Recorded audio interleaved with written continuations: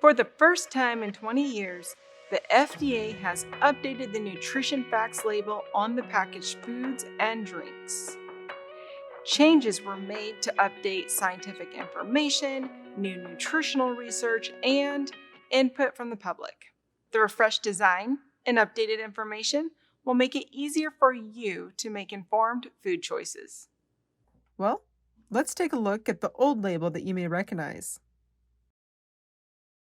Next, let's take a look at the new label released in 2020. Now, let's look at them together. We are going to get granular about these changes because reading a nutrition label is perhaps the most important skill you need when making informed food choices for your diabetes. First up is the serving size. One package of food may list the information for the whole package as one serving, but typically and most of the time, most packages are going to have more than one serving. And the nutrition facts reflect the one serving while the package may have 2 or more servings. The serving size per container and the serving size information appear in large, bold font. Also, serving sizes have been updated to better reflect the amount that people are typically eating and drinking today.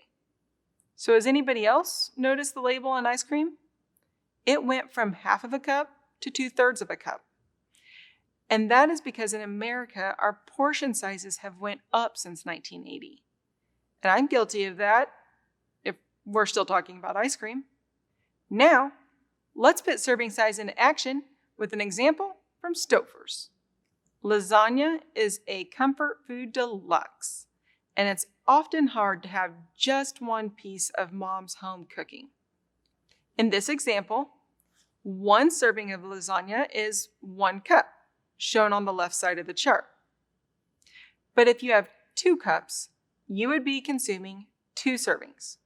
So that's 2 times the amount of calories, carbs, and everything else, shown on the right. In summary, the bolder font helps you to pay your respects to the serving size. And then it's up to you to delineate how many servings you are eating or drinking. Next up in batting order are those mean calories. They are now larger and bolder in their font to make the information easier to find and easier to use. Calories actually refer to the total number of caloric energy that you're getting from all the sources: carbohydrates, fat, protein, and alcohol. And it's in one serving of food or beverage. Remember that calories are per one serving. Next down the lineup are fats and carbohydrates. Fats must specify saturated fats and trans fats. The carbohydrates are listed in total carbohydrates. The total carbohydrates must specify the total amount of all of the parts below. The definition of added sugars includes sugars that are added during the processing of food. Fiber will always be listed as well. Sugar alcohol will be listed only if it is in it. Let's move laterally to the percent daily value and discuss the highs and the lows of percent daily. The percent daily value shows how much a nutrient is in a serving of food that contributes to the total daily diet. Daily values for nutrients have been updated, and it will reflect the government's new nutritional guidelines. 5% of daily value or less of a nutrient is considered low. 20% of the daily value or more of a nutrient per serving is considered high. So have any of the math professors or engineers watching this video noticed that the percent daily value does not vertically add up to 100%? That's because each nutrient is weighed separately as a percentage of the daily value.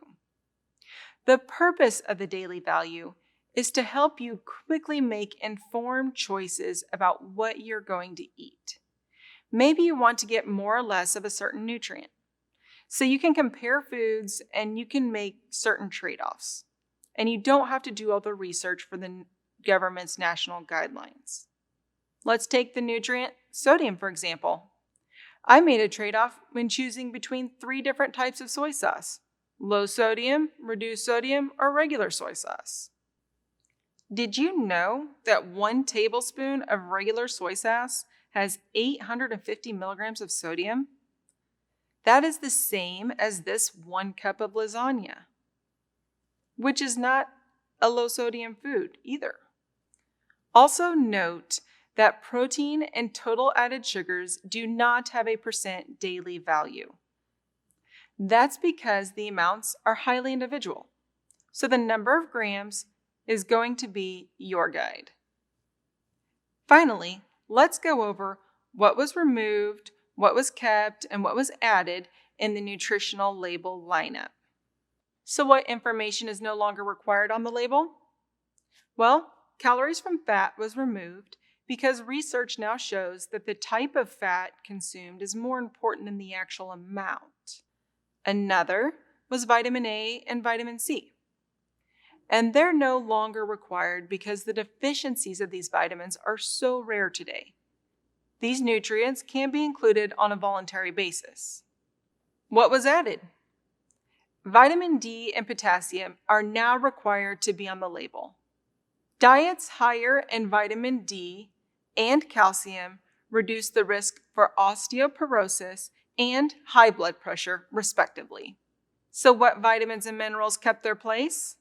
Calcium and iron will continue to be listed on the label because Americans do not always get these recommended amounts. Diets higher in calcium and iron can reduce the risk of osteoporosis and anemia, respectively. Now that you know the label, use it to support your personal nutritional needs.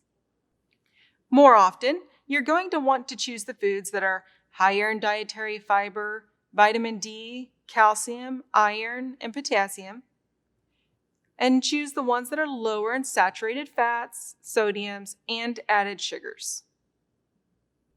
Good nutrition in diabetes is so important because typically what we're trying to do is prevent the complications of diabetes in the long term.